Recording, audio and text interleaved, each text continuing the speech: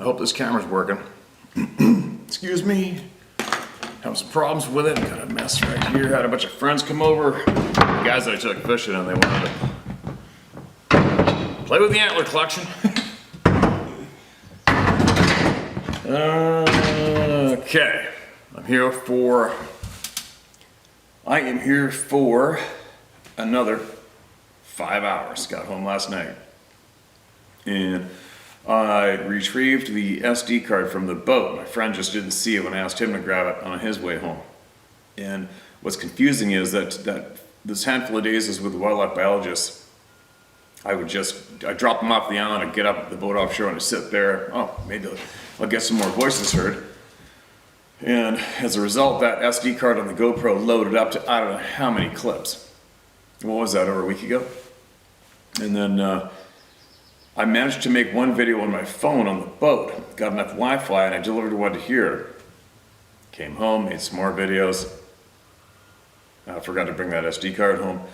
And now that I finally have it here with me, it seems like months ago. A week is months ago to me. And I may have loaded some of them again. I don't know. Maybe read some duplicates. I don't know. But the people that emailed me to complain to me about a repeat, maybe you could look into getting your ticket refunded. It's out of my hands. Right? It's right now is the busiest time of the year period. Is chaos, which I have on the go, and I probably shouldn't even be doing this with the time that I have, but I'm doing it. If I fuck up, oh well. Be patient. You're still getting your tickets worth, right? For what you spent to be here. Now. Quick word. Oh, another thing too is what I did is one of those videos is I put the camera on record on the dash of the boat, and then I cracked open the conversation piece, the topic of Sasquatch, the bush people, the Sabe people, with the biologist, without them knowing.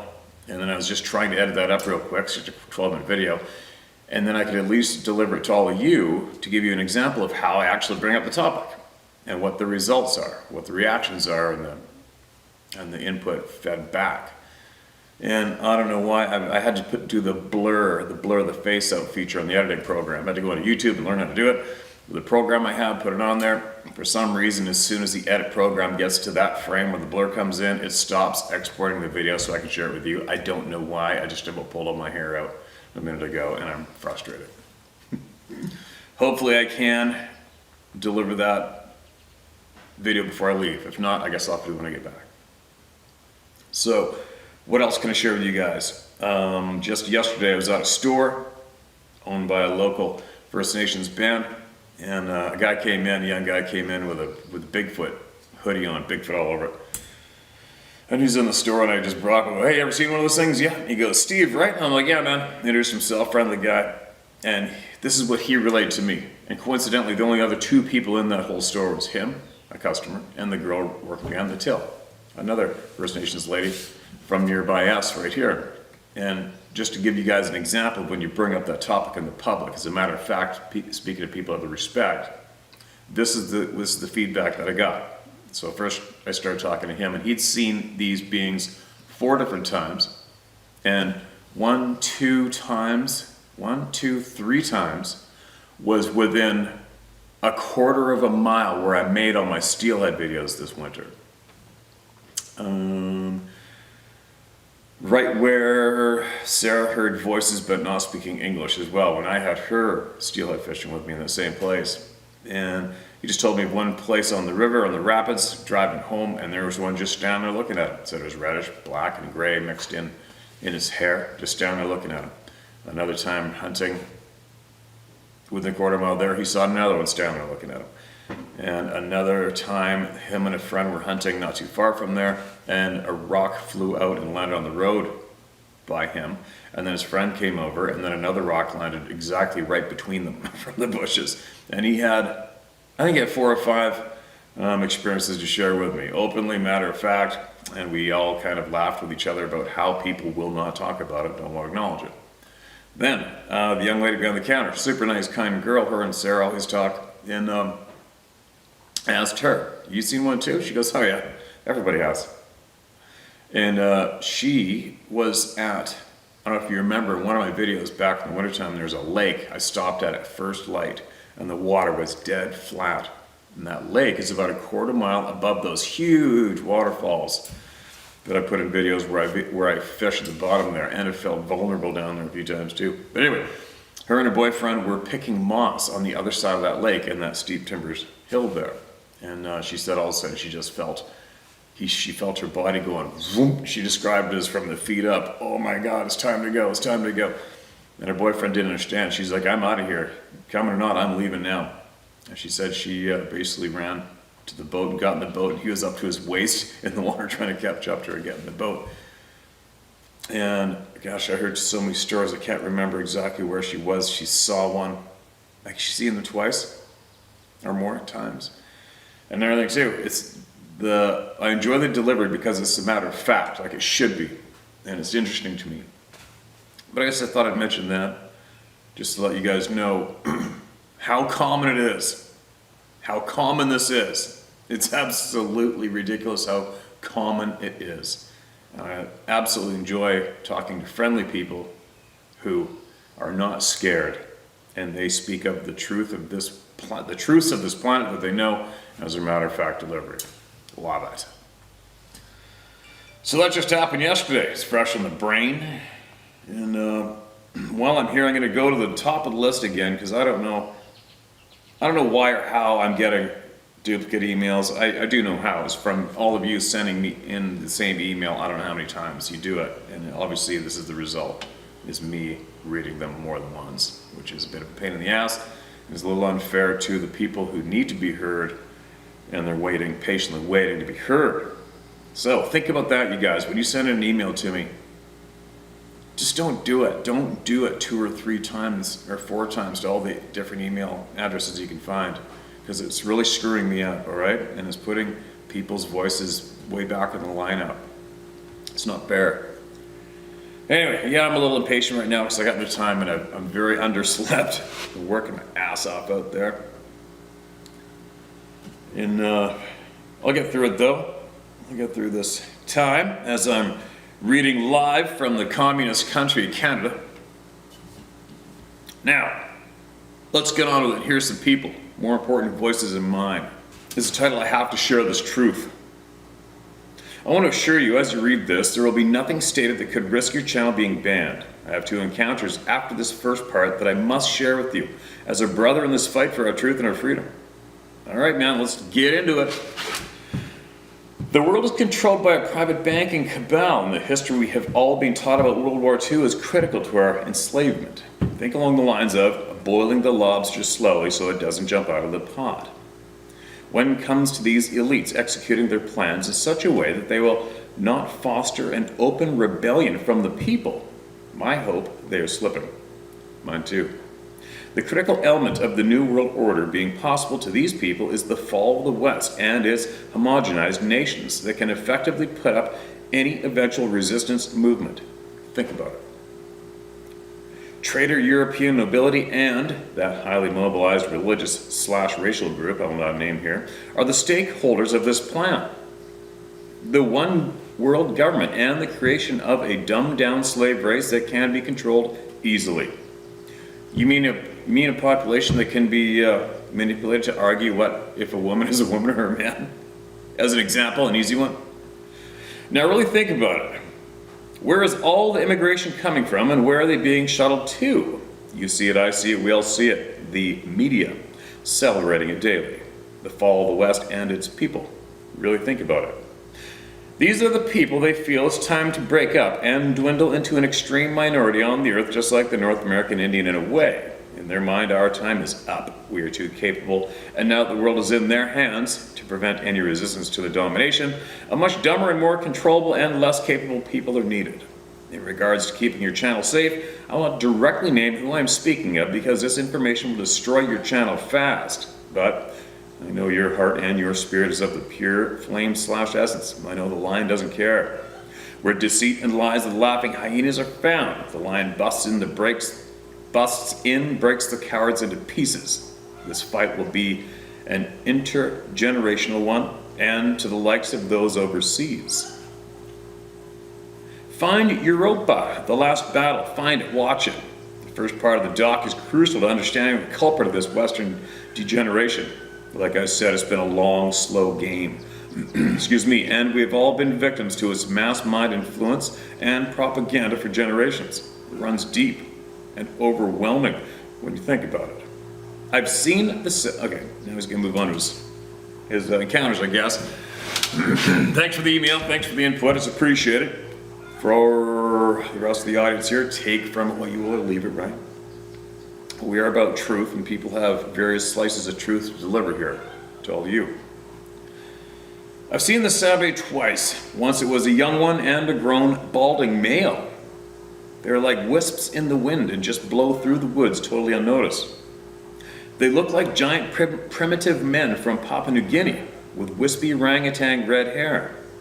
I saw the first one sprint across my path on all fours in a fast lighting blur.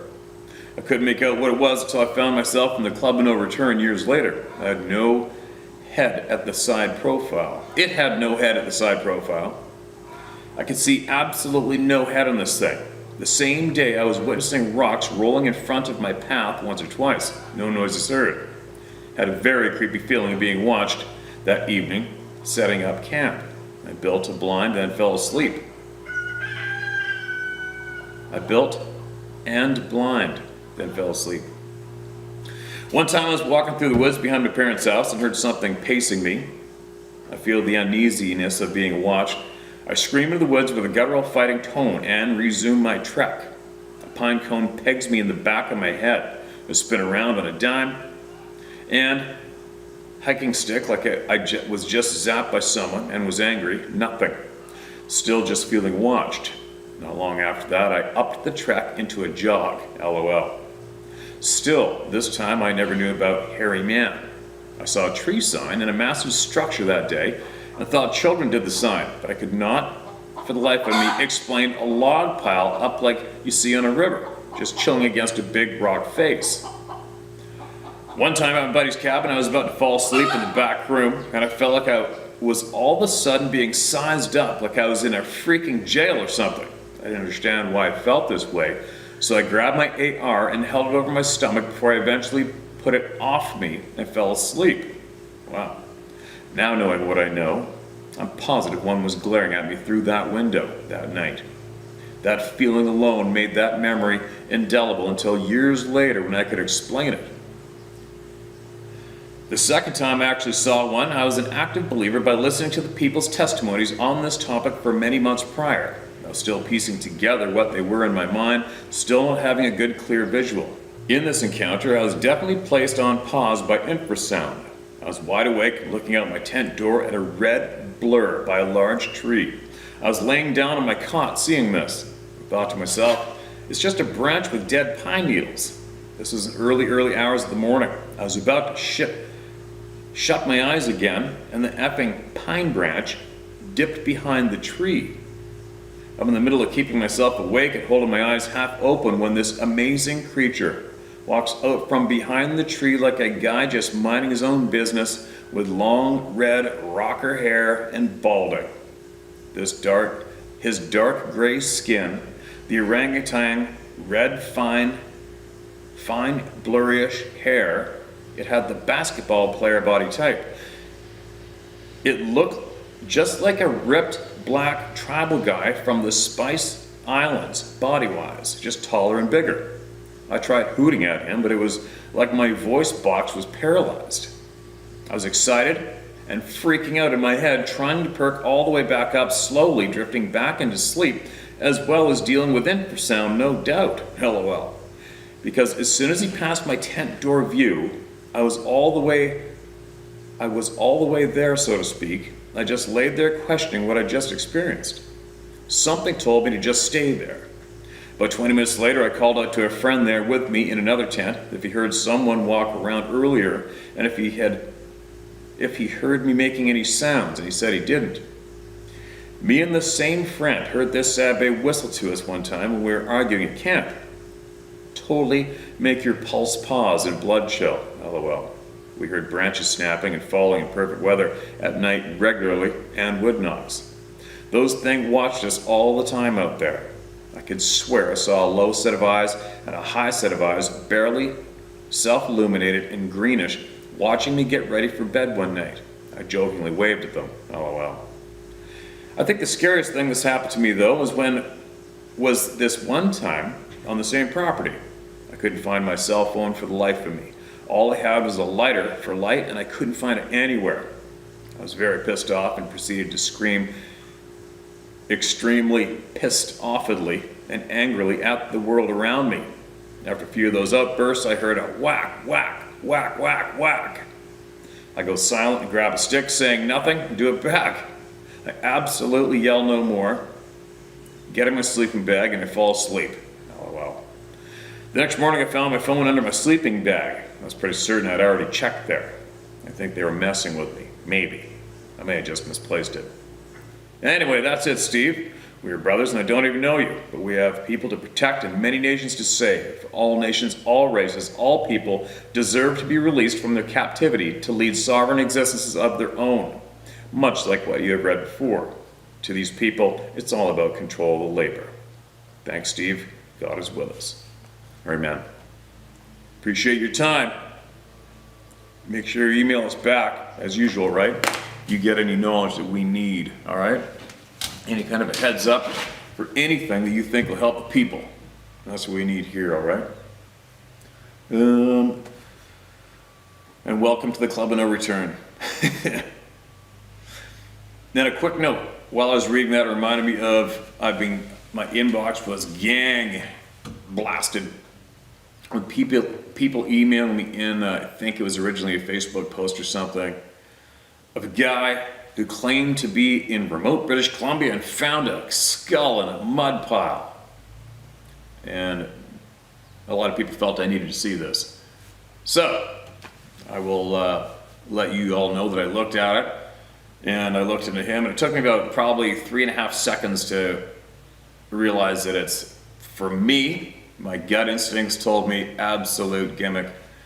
Joke being played by the perpetrator. As I instantly looked into him, and the first thing that comes up is sales for products with this person's name, the title of the name on the post, and that skull is 100% baboon. And also that person is a big game hunter that goes to Africa and does all that shit. So, and you imagine somebody claiming to smuggle a skull across the border. Whatever, is what it is, take from what you will. My thoughts on that, which it's just my thoughts, shouldn't have any effect on you. I think I gave that item, that post, those photographs, who it was, what they are about online. I gave them about 4.5 seconds of my time, plus this 1.5 minutes I just gave it time here, and that's where it ends with me. Moving on. So nobody has to email me about that anymore, okay? Please. All right, now let's read another one from a more important voice than mine. I'll tell you what, here we go. Before I knew that there was a Club of No Return. Halito, Steve, that's hello in brackets. I hope this isn't too long, bro. That's his words, not me. My name is Charles, and you can use my name if you wish. I have nothing to hide or be ashamed of, and I'm too damned old to be worried about what some non-believers might have on their petty minds. Before I get started with my encounter, just a little about myself. I'm of Native American and German heritage, precisely Cherokee and Choctaw, with a small amount of Irish, Scottish, and Bohemian thrown into the mix. I've always had a love for the outdoors, whether it be camping, hunting, fishing, or hiking. That is until this damn creature took it all away from me. I excelled in the Boy Scouts of America, football, basketball, and track. I worked as a service operator in the Texas oil field for 25 years, and then went to work for the United States Postal Service. I retired in 2017 after 23 years of service. Well, here it goes. The day I found out that there was a Club of No Return. My encounter happened in '74, and I was 21 years old. Steve, in 47 years, I never told anyone about this encounter. I'm still dealing with some PTSD. Okay, man, I'm not glad to hear that, but I'm glad in a way to read that sentence and then know that you are coming forward here, because that's what we're about. This is a safe frickin' place, all right, man? You came to the right place. We got your back. I needed some downtime on the way from my oil field job. So I planned a vacation to Beavers Bend State Park in southeast Oklahoma during the first week of March in '74. My pregnant wife of 6 months and I planned a tent camp on the Mountain Fork River below the dam on Broken Bow Lake for 4 days. So I rented the farthest south tent site, which was only 30 yards from a cement dam on the river. This made the upper portion deeper for swimming, better kayaking and fishing. We had just beautiful weather, with lows in the low to mid-50s and highs of 65 to 70 degrees. Well, the first 2 days were just terrific. We had fresh fish for breakfast and dinner both days.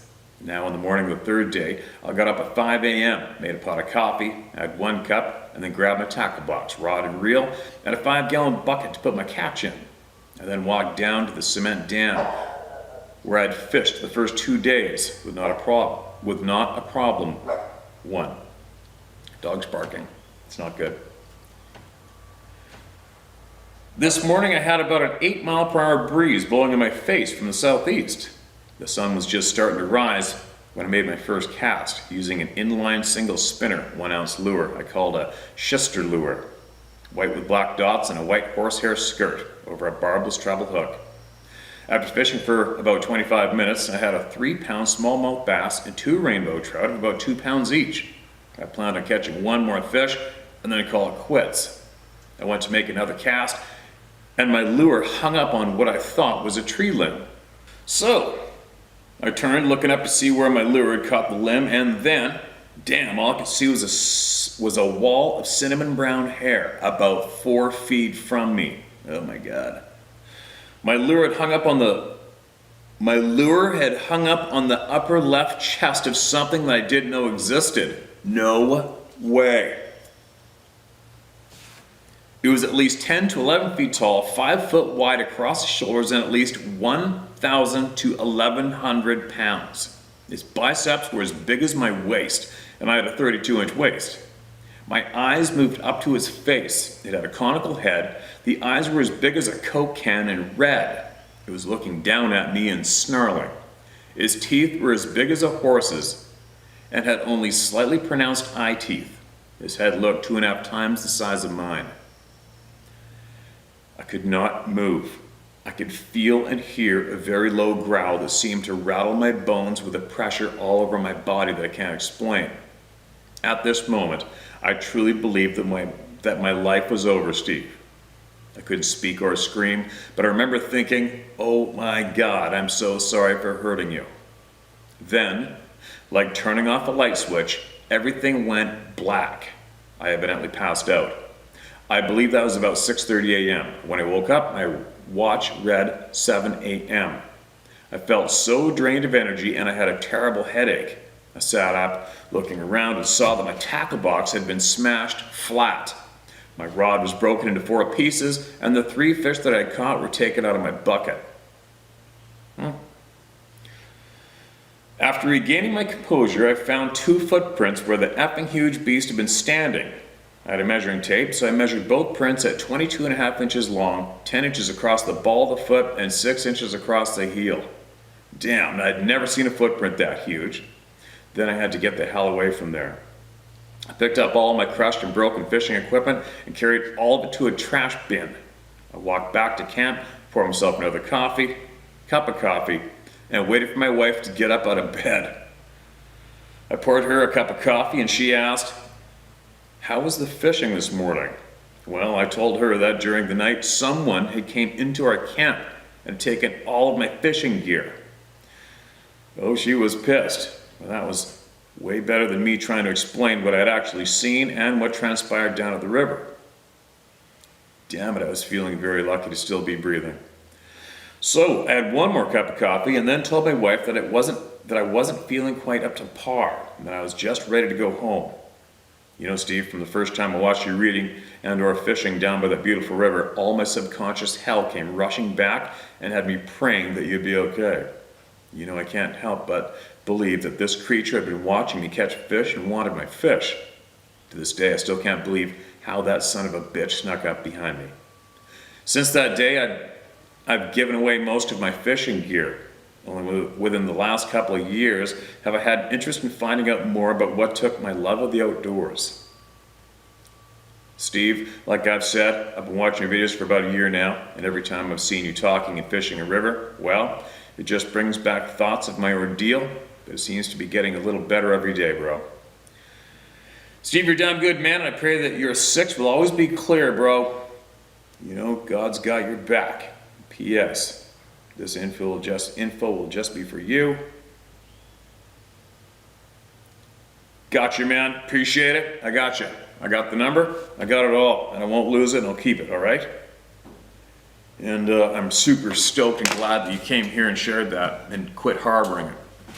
And just so you know, those rivers where you guys watch me fish, I'm right smack dab bullseye dead center of a pile of experiences shared by many different First Nations people around there, and who knows who else. We were talking about that on the way home yesterday. I was saying to Sarah, I said, I wonder just how many people we know out in that coastal community that have seen and know and don't want to talk about it, don't even want to acknowledge. And I have a feeling it's a lot more than I previously suspected. But whatever, it's okay. Nobody has to talk about it. As long as you can come and listen to it anyway, in a place like this or more, at least you can listen and see how many people, how common it is, so you don't question your own sanity, right? Anyways, get back to you, man. Obviously, I'm saddened that you have lost your love for the outdoors. That sucks ass. It's not fair. And I'm just hoping that how I share my experiences when I'm out and where I go is absolutely similar to where many of you people go and don't want to go anymore. And I want to show you that on average it's safe. On average. Obviously it's a little nerve-wracking when you're a member of the Club of No Return, but hopefully I can just give you guys some courage to get back out there and start living your life the way you're intended to again, right? And to try to, I don't know how I can convince people to not be scared of anything. I wish there was a course I could take to possibly deliver that and get people to jump on board the no scared train and stay on it. But I guess what I'm doing here may help a handful or a bunch. We'll see how it goes. Anyway, there we go. Thanks again, man. Appreciate your time, all right? Please get back out there. Follow people's advice on here on how to do it. And just go back out there, all right? And live that life and love the shit out of it. Holy cow, my tummy's growling. All right, let's get into this one. This is titled, Wichita Encounter. Greetings, Steve. Hope all's well with you and yours. When you see this email, you may read my name. I wanted to relate a mundane but slightly unusual experience I had as a young teenager in the summer of 73 or 74. I grew up in and near Wichita, Kansas, then and now the state's largest city. Excuse me. At the time of the encounter, my family lived in a quasi-rural area, separated only a few miles from the city by some open farm country. What seems odd about this scenario is that this region is flat, the way people imagine all Kansas looks. Not so. Also, there's nothing resembling a forest in the region, only hedgerows of Osage orange trees planted as windbreaks around the Dust Bowl years. There just seems no way for any entity to avoid detection given that environment. I had read Ivan Sanderson's book about abominable snowmen from around the world a short time before this, so happened to have some knowledge around the subject. One night during this summer, I woke to a stench of human body odor, the power of which was unlike anything I've ever experienced, dwarfing any football locker room imaginable. This is followed by a series of grunts that sounded like they were just outside the window. From my reading of Sanderson's book, I had a sense of what I was experiencing in real time. Unfortunately, I didn't have the courage to look out the window. As previously stated, it's a biased tale aside from the wide open nature of an area so close in proximity to an urban setting. God bless you and Sarah and all the critters. Keep up the good fight. Dan Sullivan, as an addendum to the story, our house was one of many in the development, the backside being the western edge of an extensive suburban neighborhood. Okay, man, thanks for that. Wichita, there you go. And as far as the cover goes, or needing cover, it's not even applicable to these beings. It's just not. As one of my past contacts shared, there was a nuclear facility in the absolute middle of nowhere in prairies, I believe. No cover. And these things are showing up, looking up in security cameras at the staff inside the security compound. No timber cover. There you go. And that came from somebody of what mainstream people consider high importance. All right? Whereas I believe that everybody's just as important as each other. Well, that's just me. I hope I'm not too rushed, you guys, but I am really running out of time. It's going to be something else if I could even get this out to you before I leave. So, this is a bit of a long one, but I'm going to go for it, and then I'm going to get my ass out of here. Can't wait to be done with busy shit. Losing my patience being busy and tired, but I'll get over it. Hi, Steve. Thanks for all you do. You give an incalculable amount of courage for so many to speak up about what they have experienced and an outlet to freely do so without fear. I stumbled on your videos and shares a month or so ago, and I've been hooked ever since. I believe it is because the majority of the stories are so similar to my story. It was 4 years ago in 2018 when I had my encounter with whatever it was, or they were. I was hiking one of my favorite stretches of the AT a day or so after Christmas, enjoying the quiet of the North Georgia mountains. The weather was a perfect low to mid-60s and warm in the sunshine. I passed one other person on the trail all day so far. That's my kind of day. It was a lone Forest Service worker. Doing some trail maintenance. She was an older woman and seemed a bit off to me, like she was scared or had something she wanted to say but didn't say. I moved fast, light and quiet, so I thought it may have surprised her as I came up the trail, attributed her appearance to that, and let it go. A couple of miles later, making my way up Tray Mountain was when I first heard the screams. It was a loud howling scream or cry. I really thought nothing of the sounds, and even though I saw no vehicles at the base of the mountain in the gravel area by an old Forest Service road where folks will park to make a short hike to the top for a view. A lot of kids will go up and yell or scream to see if they can get an echo. Being only a couple hours drive from Atlanta, there are always some city people out there out for their first mountain experience. They do stupid stuff. I expected to find just that at the top. A few minutes later, I made the top of the mountain where I found an older Asian couple. They were absolutely stoic and did not even acknowledge me as I passed by, smiling, waving and saying, "Great day for a hike."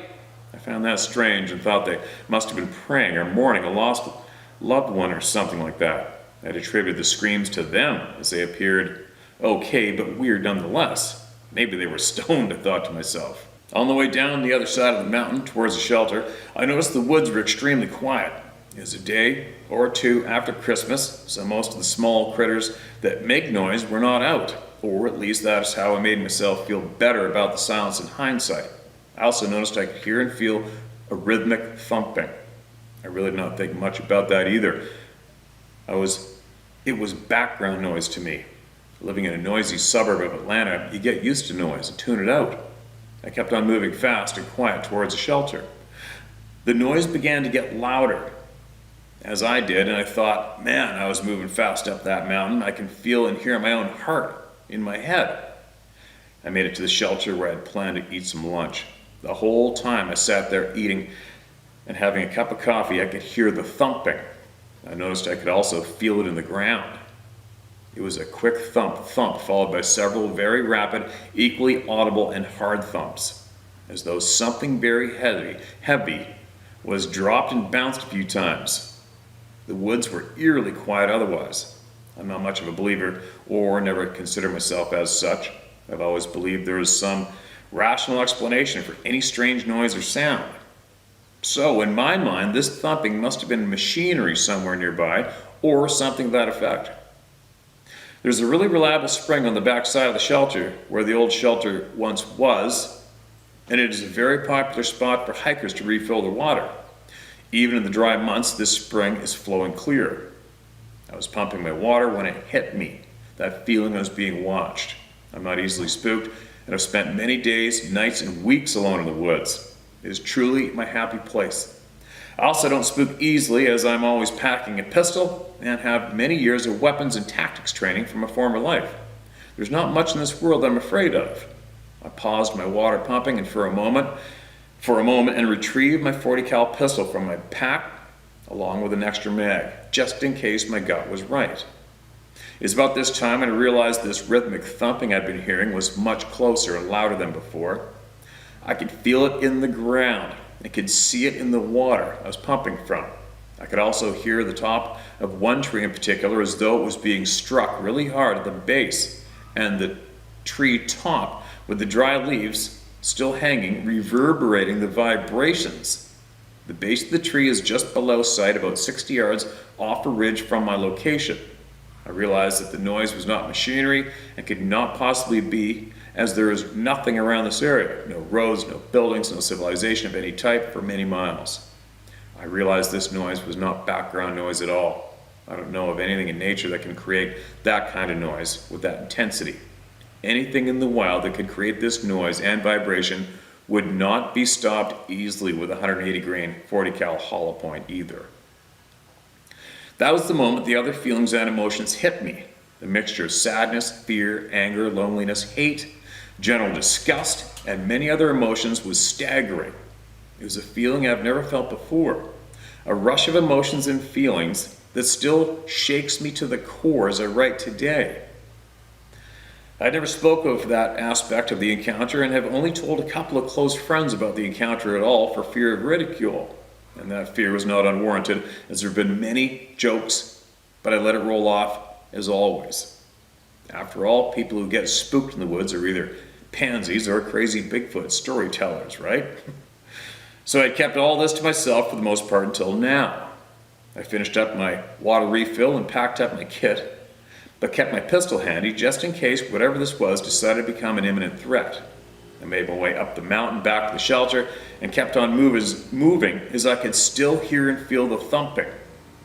The thumping followed me just below the ridge line as I made my way to the top of Tray. There's a nice little campsite near the top of Tray that has a lovely view this time of year. I'd planned to stop and camp there overnight, but thought better of it as the thumping was still going just below me on the ridge line. It was moving from tree to tree as I moved down the trail. Whatever it was, or they were, did not want me there, and I could feel that in my every being. I headed down the mountain and after a couple of miles realized the thumping had subsided, and I noticed the woods seemed alive once again, still rattled. I ended up hiking all the way out that night and came out of the woods after dark. There was no way. I was sleeping anyway, so I might as well keep on moving. I made it back to my Jeep and headed for the house. It took some time before I ever told anyone about this experience at all. I kept questioning my own training and even my sanity at times.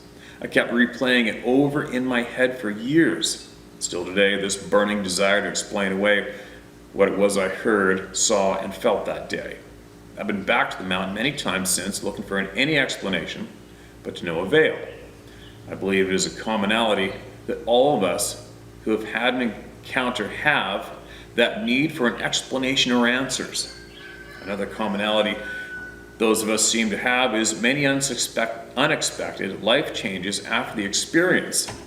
It seems many of us have several big unexplainable changes happen in the months/years after the experience, some for the better, some for the worse. I've had many of these life-changing experiences happen as well. Perhaps it is coincidence, but I also believe there to be some other forces at play.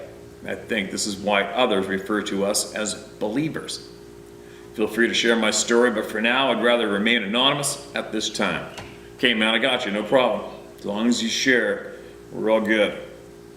Okay, so previous training, it's either law enforcement or military or some kind of contractor possibly, right? But you know as well as I do the element of surprise in a true predator in your life being threatened. You wouldn't have heard any thumping if you were truly at risk of being dead that day, right? I'm sure you know that. No predator or active killer hunter of human beings warns humans. They just don't. You're not going to do it. You're not going to warn a human being that you're coming for or looking to kill it, especially in the woods, right? You're just going to go do it stealthily and probably very easily. I'm glad you shared it, man. It sucks to be harboring all that shit. And I think we still have people here that share here. There's still a small handful of people out there that still withhold some of the details of their experience because it's just a little too much for them to process, and it's at the same time too much for them to feel the need to share with confidence, especially strangers on the frickin' internet, right? But there we go. There we sit. There we are. I gotta get going. I can't relax, obviously, because I just got too much to do. I think I've only got 3 hours left. That's it. I want to get this done. I got to repack and get fuel, gear, and do all sorts of shit. And drive a couple hours on logging roads to get back out and get back at it and get up at 4 o'clock in the morning tomorrow. So there. What was I going to add on to that? I was going to give I'm sure nobody's listening to me from that country, but I am going to give a shout out to Sri Lanka and congratulate them on what they have done recently, which was thousands of people had enough of the bullshit and the irresponsible pieces of crap that were leading them, and they ousted them. Bravo. Well done, and what a great example for the rest of the world.